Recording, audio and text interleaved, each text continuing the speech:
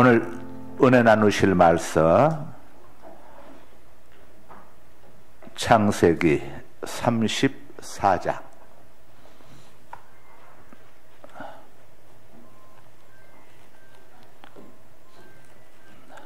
창세기 34장 18절에서 31절까지 우리 유산환 권사님이 봉독해 주십니다. 그들의 말을 하몰과 그의 아들 세겜이 좋게 여김으로 이 소년이 그 일 행하기를 지체하지 아니하였으니 그가 야곱의 딸을 사랑함이며 그는 그의 아버지 집에서 가장 존귀하였더라. 하몰과 그의 아들 세겜이 그들의 성읍 문에 이르러 그들의 성읍 사람들에게 말하여 이르되 이 사람은 우리와 친목하고 이 땅은 넓어 그들을 용납할 만하니 그들이 여기서 거주하며 매매하게 하고 우리가 그들의 딸들을 아내로 데려오고 우리 딸들도 그들에게 주자. 그러나 우리 중에 모든 남자가 그들이 할례를 받음 같이 할례를 받아야 그 사람들이 우리와 함께 거주하여 한 민족 되기를 허락할 것이라. 그러면 그들의 가축과 재산과 그들의 모든 짐승이 우리의 소유가 되지 않겠느냐. 다만 그들의 말대로 하자. 그러면 그들이 우리와 함께 거주하리라. 성문으로 출입하는 모든 자가 하몰과 그의 아들 세겜의 말을 듣고 성문으로 출입하는 그 모든 남자가 할례를 받으니라.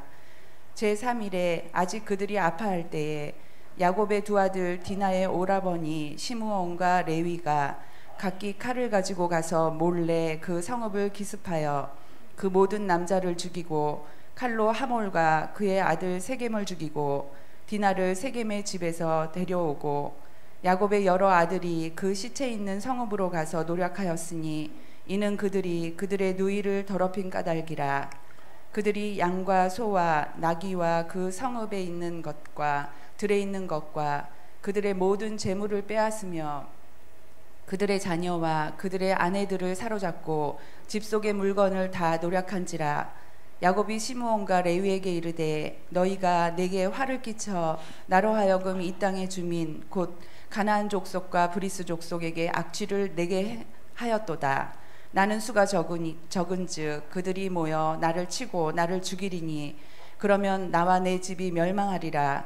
그들이 이르되 내가 우리 누이를 창녀같이 대우함이 옳으니이까. 그가 우리 누이를. 자, 오늘 몇 번부터죠? 지난주에 제가 장례식 때문에 5번 할 차례입니까? 네. 오늘 저기 예배 후에 오늘 2월 세 번째 주일이죠. 오늘 식탁 교제 있습니다. 예배 마치고 저기 저 물레방아 가서 식탁 교제 있으니까들 한 번도 빠지지 마시고 다 함께 이렇게 가시기 바랍니다. 자, 5번 문제. 야곱 아들들이 세겜의 아비 하몰에게 제안한 결혼 조건은 무엇인가? 자, 이 세겜이 세겜성의 추장인 세겜이 야곱의 딸 디나를 성폭행하고 이제 가두어두고 사람을 보내가지고 당신 딸을 내가 너무도 사랑하니까 나와 결혼을 해달라, 허락해달라 그랬더니 야곱이 내가 대답할 수 없고 우리 아들들이 돌아오면 의논해서 대답을 해주겠다 그렇게 이야기했죠. 그러다가 이제 저녁 때 아들들이 다 돌아왔습니다. 가정회의가 열렸어요. 도대체 이를 어떻게 할 것이냐 하면서 이 아들들 중에 특별히 둘째 시므온과 셋째 레위가 용서할 수가 없다. 우리 여동생을 우리 집안을 얼마나 우습게 봤으면 우리 여동생을 성폭행한단 말이냐. 이건 가만히 있을 수가 없다 하면서 그들이 하면서 그 아들들이 이렇게 작전을 짠 겁니다. 어떻게 작전을 짰느냐 하면은 겉으로는 결혼을 허락하는 것처럼 이렇게 하면서 아마 야곱은 그러지 않았던 것 같은데 이 둘째 이 시몬과 셋째 레이는 겉으로는 결혼을 허락한 것처럼 하면서 할례를 받으라. 남자들이 할례를 받게 되면은 3일째 된 날이 가장 고통스럽다고 하잖아요. 그래서 3일째 되는 날 성을 습격해 가지고 세겜의 남자들 죽이기 위해서 이들이 겉으로는 허락한 척하면서 그 조건으로 할례를 받으라. 할례를 받으라는 것은 정말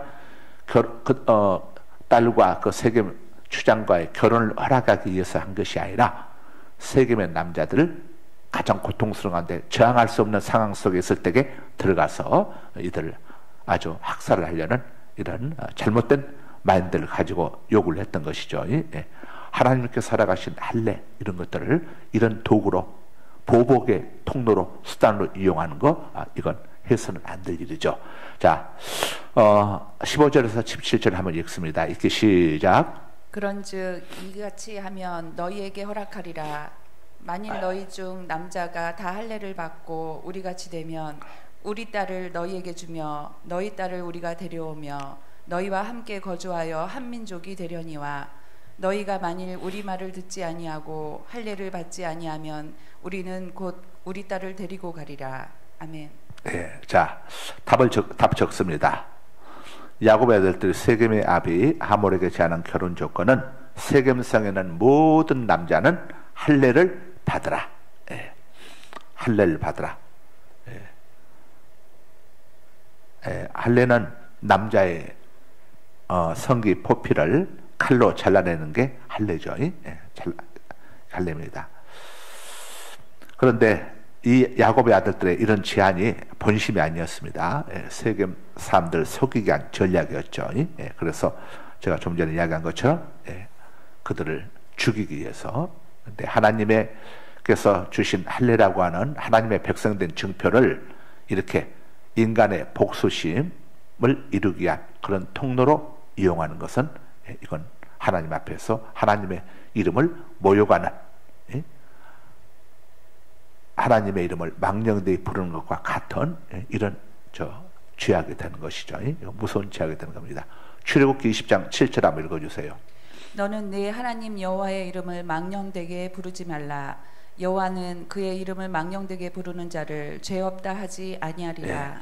하나님의 이름으로 또 하나님께서 명하시는 것들과 관련해 가지고 그걸 교묘하게 이용을 해 가지고 악한 일들 하거나 거짓을 하거나, 나는 하나님의 이름으로 맹세하건대 절대 나는 뇌물을 받지 않았다, 뭘 하지 않았다든가 이런 것들을 우리가 하나님의 이름을 모욕하는 것과 같은 것이죠. 자, 6번 문제 띄워주세요. 5번 답 다 적으셨나요? 6번 하여간 답은 좀 오래 띄워주세요. 제가 오케이 할 때까지.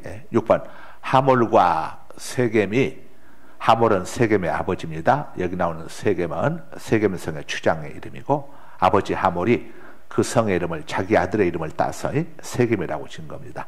하몰과 세겜이 할례 요청을 좋게 여긴 이유는 무엇인가? 18절에서 19절 읽습니다. 시작. 그들의 말을 하몰과 그의 아들 세겜이 좋게 여김으로 이 소년이 그 일 행하기를 지체하지 아니하였으니 그가 야곱의 딸을 사랑함이며 그는 그의 아버지 집에서 가장 존귀하였더라. 예. 자, 하몰과 세겜이 그 디나의 오빠들이 할례를 받아야만 우리 딸을 결혼할 수 있도록 우리 여동생을 결혼할 수 있도록 해주겠다고 한 말을 좋게 받아들였습니다. 의심하지 않고 그대로 받아들였어요. 그 이유가 뭡니까? 답 적으세요. 세겜이 디나를 사랑했기 때문이다. 사랑의 눈이 뭐니까, 아니 왜 다 할례를 하라고 하지? 뭐 의도가 있는 거 아니야? 하면서 지혜롭게 한 절반 사람만 하고 나머지 절반은 나중에 하자. 저놈들에게는 이야기하지 말고 혹시 무슨 꿍꿍이석이 있을지 모르니까 3분의 10분의 1만 하라고 하든가, 우리 우선 몇 사람 하라고 하든가, 나머지는 상황을 보면서 하자, 교대로 하자. 이렇게 해야 이게 지혜롭잖아요. 이렇게 해야 혹시 만일의 사태. 그런데 몰빵을 해버렸어요. 한꺼번에 전부 남자들이 동시에 다 행한 겁니다. 그 세겜이 완전히 콩깍지가 씌어버린 거죠. 저들에게 잘 보이기 위해서. 자, 뭐든지 몰빵을 하는 것은 위험하죠. 세겜은 자기 백성들에게 야곱과 동맹관계를 맺게 되면은 보니까 저 사람들이 경제력이 어마어마하다. 양과 소와 염소떼가 어마어마한데 저들과 우리가 결혼을 하게 되면은 저들 경제력이 우리 것이 될 수가 있다. 이렇게 해가지고 이 세겜 사람들이 할례를 받도록 이렇게 쭉 이야기했는데 결과적으로는 어떻게 됐습니까? 다들 죽임을 당하고 말았죠.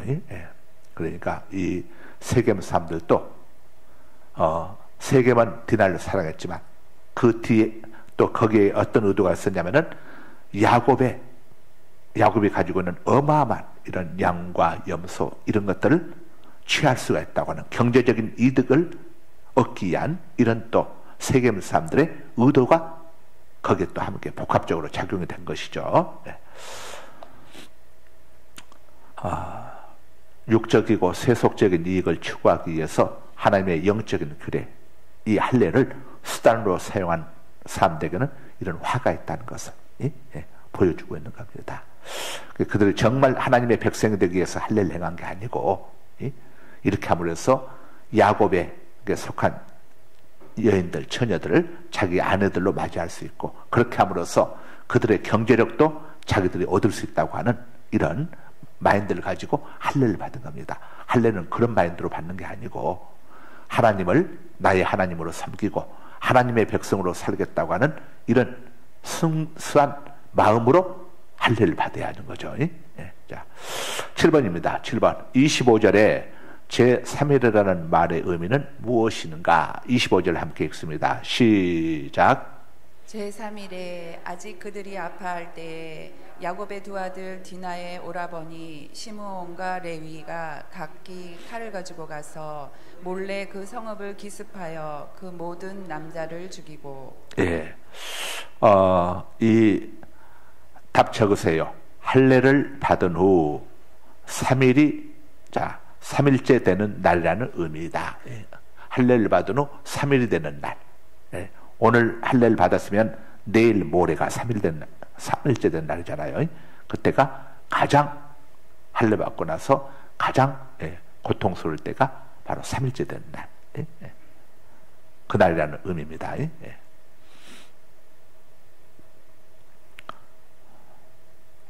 할례를 행한 후 셋째 날은 염증이 가장 심하고 그로 인한 열 때문에 고생을 하게 되죠. 그러므로 할례를 행한 후 셋째 날을 위기의 날이라고 합니다. 위기의 날. 야곱의 아들들이 바로 이 날에, 그날은 꼼짝 못합니다. 너무너무 고통스러우니까 어떻게 할 수가 없는 거예요. 너무너무 고통스러우니까. 적들이 오는 걸 뻔히 알면서도 칼을 잡을 수가 없어. 활을 잡을 수도 없고 너무 고통스러우니까 바로 그날을 이용해 가지고 야곱의 12아들 중에서 둘째 시몬과 셋째 레이가 세겜섬을 급습해서 모든 남자를 죽인 겁니다. 이건 야곱의 의도가 아니었어요. 야곱은 정말 할례 받으면은 그들과 함께 이렇게 할 그런 생각을 아마 갖고 있었던 것 같아요. 왜냐, 나중에 이걸 알고 난 다음에 야곱이 아주 대로를 냈고 엄청난 화를 냈고, 그리고 또 마지막 그 아들들에 대한 축복을 그들에게 축복을 마지막 죽기 전에 임종 직전에 야곱의 축복이라고 해가지고 축복을 선언할 때에 이 둘째 셋째한테 야곱이 저주를 퍼부습니다. 네가 그때에 세겜성에서 얼마나 이 예비를 힘들게 한 줄 아냐. 그러니까 야곱의 의도는 아니었어요. 다른 형제들도 여기에 가담하지 않는 걸 봤을 때는 다른 형제들도 그런 의도가 없었는데 이 둘째 시몬하고 레이 셋째가 꼭 둘이 붙어 다녔습니다. 여러분 집안에서도 형제들 많으면 둘째하고 셋째가 잘 붙어 다니죠. 맞이는 안 해요. 맞이는 장남이라서 굉장히 안 하는데 둘째 셋째는 아주 붙어 다니면서, 그래서 이 셋째 레이하고 둘째 시몬이 붙어 다니지 못하도록 아버지 야곱이 마지막에 레이 셋째한테는 너희 레이 자손들은 한 곳에 붙어있지 않고 전부 흩어져서 역마살이 낀 인생처럼 흩어져서 살게 될 것이다, 이렇게 이야기를 하죠. 그런데 이 레이가 시내산에서 이제 황금 송아지 만든 백성들을, 그들을 징계하는데 하나님 편에 서가지고 그들이 큰 공헌을 세우게 되죠. 그래서 흩어져서는 사는데 하나님의 축복 속에 흩어져 사는 제사장의 역할과 또 성전을 지키는 이런 거룩한 일을 담당함을 하면서 흩어져 살게 됩니다. 그러니까 아버지에게는 저주를 선언받았지만 하나님 앞에 헌신함으로 인해 가지고 그들의 자 흩어짐이 복된 흩어짐. 오늘날도 어릴 때는 아이고 얘는 역마살 끼었네요 이런 이야기 듣잖아요. 한 곳에 못 붙는 이거죠. 근데 역마살을 끼어도 해외 주재관으로 나가거나 외교관으로 나가거나 이런 사람들은 뭐 미국에서 근무하고 싱가포르 근무하고 뭐 도쿄에 근무하고 하면서 세계 좋은 거 다 런던에서 근무하고 누려보면서 이렇게 또 하죠. 외교관 같은 경우. 자, 그리고 이 그 할례가 얼마나 고통스러운지 우리가 출애굽기에 보면 알 수가 있습니다. 모세 아내 시보라가 이제 모세가 하나님께 부르심을 받고 첫째 아들은 이제 할례를 행했는데 첫째 아들이 할례를 받으면서 얼마나 고통스러웠는지 아내 시보라가 그걸 봤어요. 알았어요. 그러니까 둘째 아들을 그 할례를 모세가 하려고 했을 때에 아주 결사적으로 막았습니다. 시보라가. 그래서 모세가 둘째 아들을 할례를 행할 수가 없었어요. 그러다가 이제 모세가 시내산에서 하나님께 부르심을 받고 애굽으로 가지 않습니까? 애굽으로 가는데 갑자기 하나님이 모세를 죽이려고 했어요. 그 성경에는 자세한 내용은 안 나오고 하나님이 모세를 죽이려고 하니까 깜짝 놀란 시보라가 둘째 아들 할례를 행합니다. 그러면서 내 남편을 피남편이라고 부르잖아요. 그게 저 성경 속에는 자세히 나와 있지 않지만 성경에는 모든 걸 자세히 기록할 수가 없어요. 지면 관계상. 그래서 근데 왜 그러냐면은 하나님께서 모세를 지금 출애굽의 지도자로 세우는데 모세가 자기 아들 할례를 행하지 않게 되면 이거 어떻게 되겠어요? 행하지 않게 되면 아버지로서 이건 지도자로서 자격이 있겠습니까? 목사가 목회를 시작하는데 아들이 예수를 안 믿어.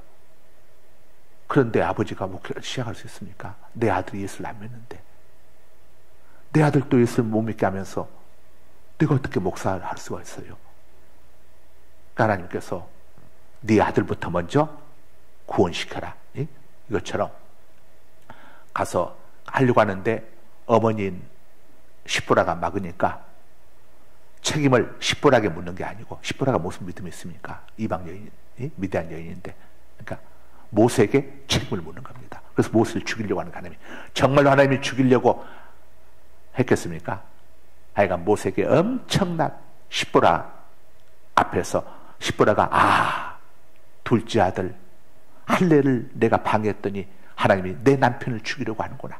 이걸 시보라가 깨달을 수 있도록 하나님께서 행하신 거예요. 그랬더니 시보라가 놀래가지고 우리가 생각할 때는 남편이 막 당하면 남편에게 무슨 이런 일이라고 할 텐데 시보라가 이건 둘째 아들 할례를 안 시켜서 이러는구나 하고 할례를 해버립니다.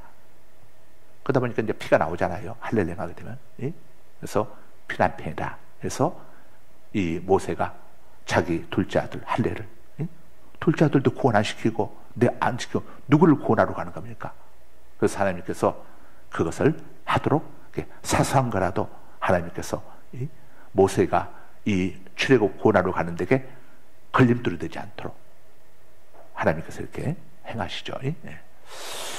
자, 그래서 목회를 하려고 하는 사람들 우선 내 가족부터 구원시키고 이건 배우자가 예수 안 믿는데 내가 목회하겠다고 할 수 있습니까? 이건 어불성설이잖아요. 이건 안 되는 거죠. 자, 다음에 8번 들어갑니다. 8번 세겜성의 약탈은 누구에 의해서 이루어졌는가? 25절에서 27절 시작. 제3일에 아직 그들이 아파할 때에 야곱의 두 아들 디나의 오라버니 시므온과 레위가 각기 칼을 가지고 가서 몰래 그 성읍을 기습하여 그 모든 남자를 죽이고 칼로 하몰과 그의 아들 세겜을 죽이고 디나를 세겜의 집에서 데려오고 야곱의 여러 아들이 그 시체 있는 성읍으로 가서 노략하였으니 이는 그들이 그들의 누이를 더럽힌 까닭이라. 예. 자, 답 적습니다. 네. 세겜성의 약탈은 누구에 의해서 이루어졌는가? 디나의 오빠 시몬과 레이가 주동자였다. 예? 예.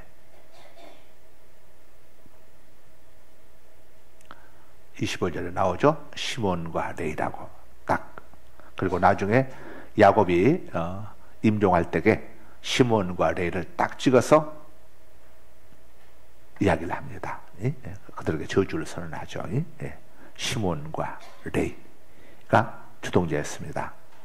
야곱은 그를 전혀 몰랐던 것이죠. 다른 아들들도. 그러니까 시몬과 레이가 원래 또 둘째, 셋째가 집안에서 보게 되면 항상 둘째, 셋째 목소리가 크잖아요. 주동해가지고 하니까 그 밑에는 동생들 넷째 유다로부터 해가지고 밑에는 뭐 견세를 못하는 겁니다. 둘째, 셋째가 딱 주동해가지고 해버리니까. 그래서 이 야곱의 12아들 중에서 메시아의 족보에 넷째 유다가 올라가게 되죠. 첫째 이 아들 루벤은 자기 아버지의 후처하고 또 이런 관계가 있어가지고 장자의 축복 대상에서 죄가 돼버립니다. 그리고 둘째, 셋째는 세겜성의 이 사건 때문에 죄가 돼버리고 그래서 넷째 유다에게로 가게 되는 거죠. 또 넷째 유다에게는 탁월한 희생정신이 있었습니다. 나중에 동생 그 요셉을 형제들이 팔았지 않습니까? 그래가지고 7년 기근 때에 애굽 땅으로 건너갔는데 그때 이 요셉이 자기 형님들이 좀 변화가 되었는지 그렇지 않은지를 알아보기 위해서 일부러 자기가 제일 사랑하는 막내 동생 베냐민 그 곡식 자루 속에다가 은잔을 숨겨둡니다. 그래가지고 나중에 베냐민이 은잔을 훔쳐가려고 했다고 뒤집어 씌워가지고 이놈은 애굽 땅에 머무르게 한다. 너희들만 돌아가라. 거기는 두 가지 의도가 있었죠. 하나는 베냐민을 너무 사랑하니까 베냐민한테 베냐민하고 둘이 좋은 시간을 보내기 위한 계략이 있었고 또 하나는 그들이 이복 동생을 자기를 미워했기 때문에 베냐민 역시도 그렇게 미워하고 있는가. 만약에 그들이 미워하고 있다면 잘됐다 하고 그들만 가지 않았겠어요? 그런데 형제들이 거기서 절대 우리만 갈 수 없습니다. 저 동생 베냐민 안 데리고 가면 우리 아버지가 죽습니다. 차라리 우리를 죽일지라도 베냐민 동생을 보내주십시오. 이렇게 하잖아요. 거기서 이제 요셉의 마음이 움직이게 되죠. 근데 그때 이 형제들 중에서 이에는 10명의 형제들 중에서 베냐민을 대신해서 자기가 대신 여기에 볼모로 남겠다고 자청하며 헌신한 사람이 바로 유다입니다. 유다. 자, 내가 대신 죽겠다고 유다가 나서게 되죠. 그래서 가장 이 형제들 중에서 이 헌신 여기 탁월했던 유다가 메시아의 족보를 이어가는 그 자리에 서게 되죠. 자, 그래서 하나님께서 어떤 사람들을 특별히 귀하게 여기시느냐? 헌신하는 사람들입니다.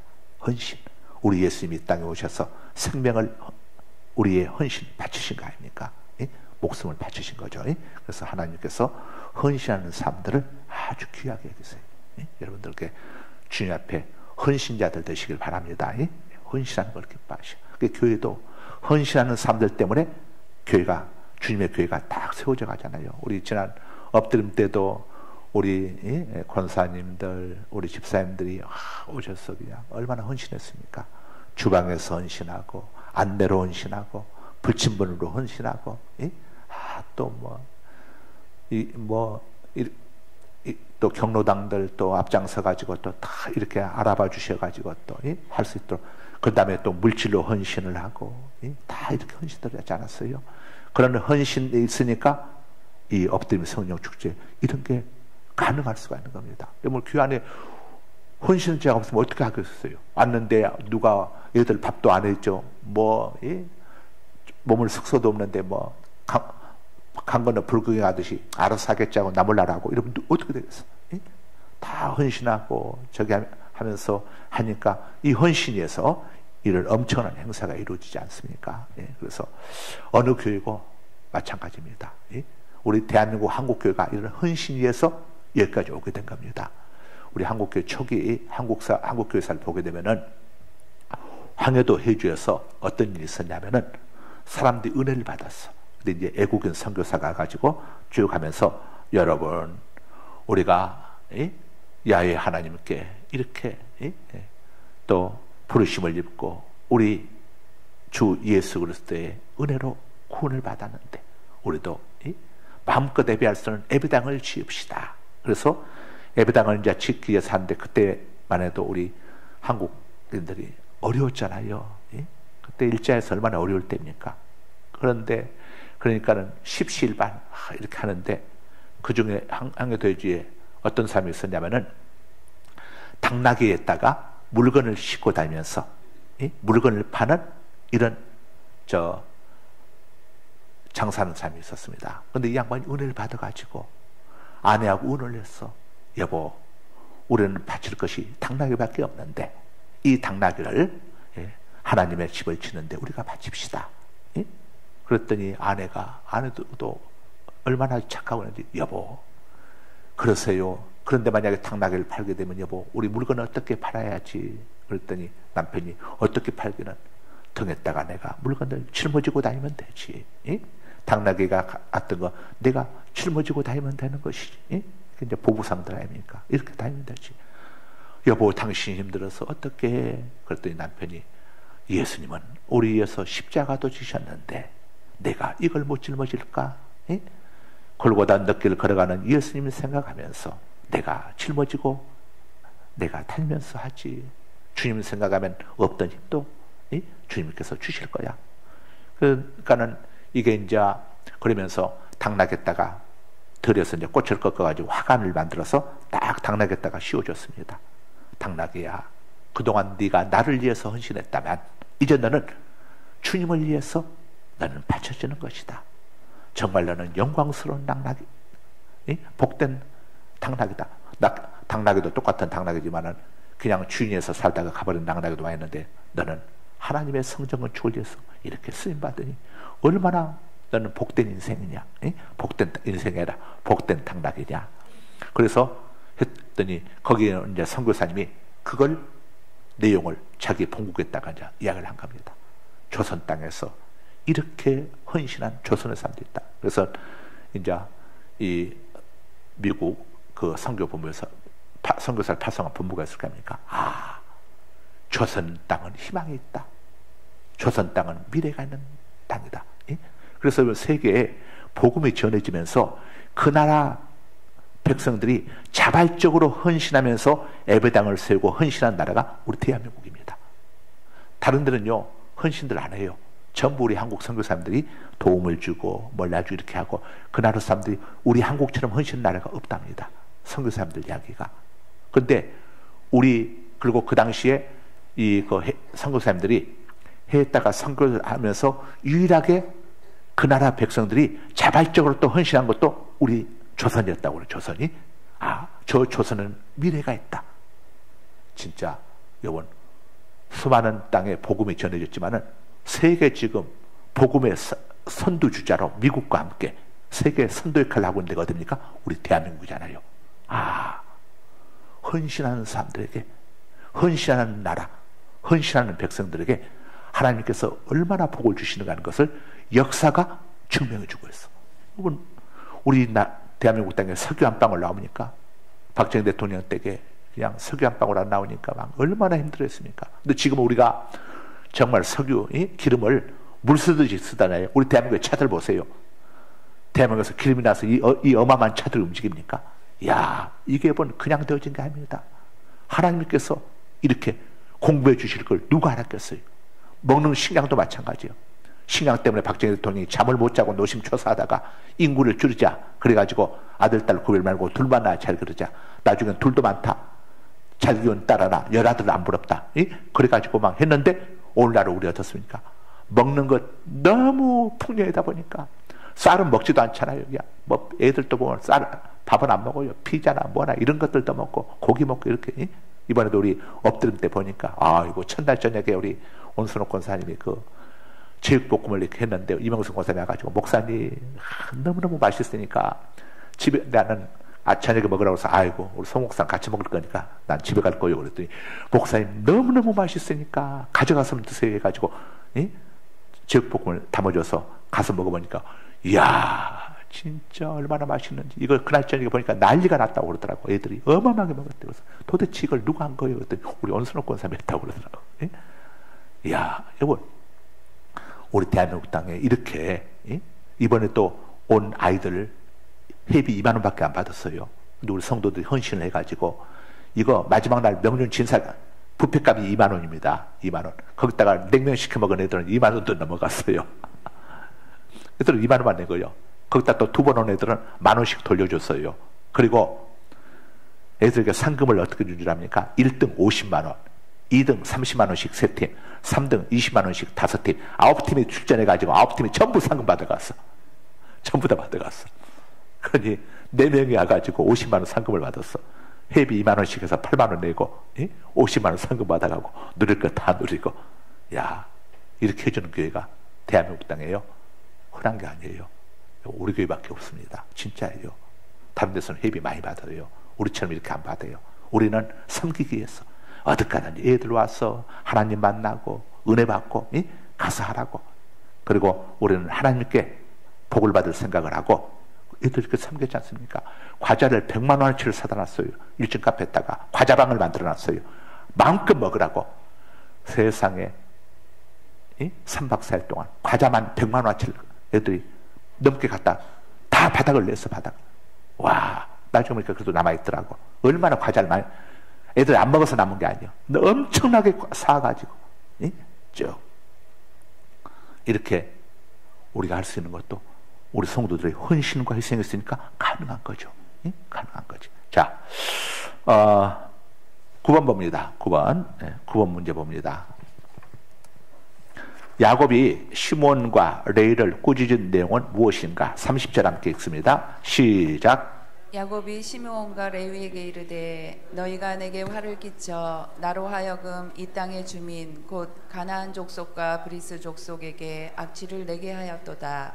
나는 수가 적은즉 그들이 모여 나를 치고 나를 죽이리니 그러면 나와 내 집이 멸망하리라. 자, 야곱이 시몬과 레이를 꾸짖은 내용 무엇입니까? 자, 답 적으세요.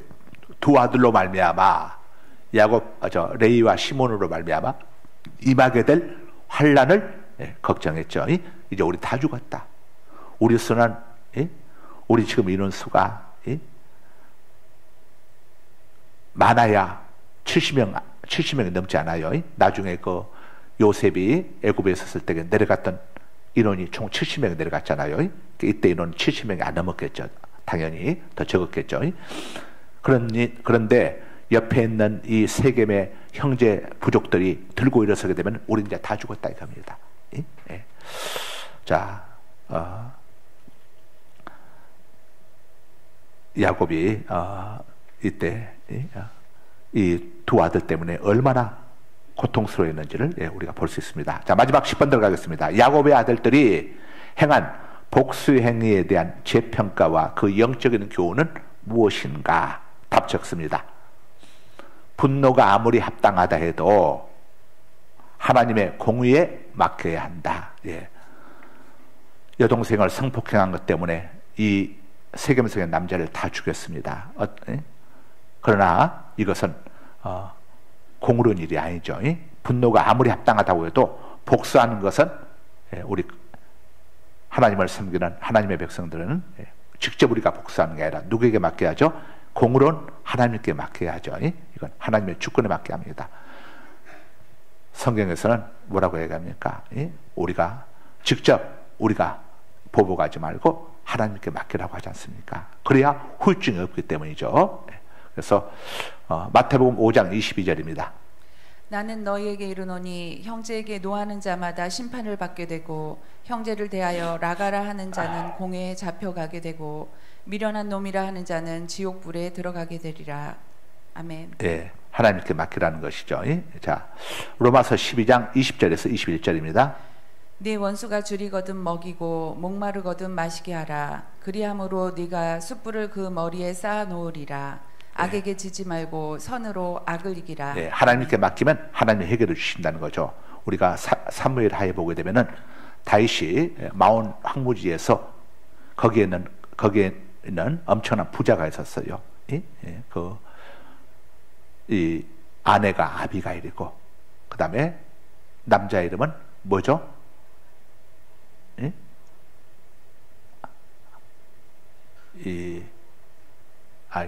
이름이 누구나? 아비가일의 신랑, 나발. 이 나발에게 엄청난 소와 양떼가 있었잖아요. 그래서 그들을 그 양떼들을 다윗이 보여주었는데, 그리고 그 양털을 베는 잔칫날, 그때는 지나가는 나그네들에게 전부 먹을 것을 나눠준 날입니다.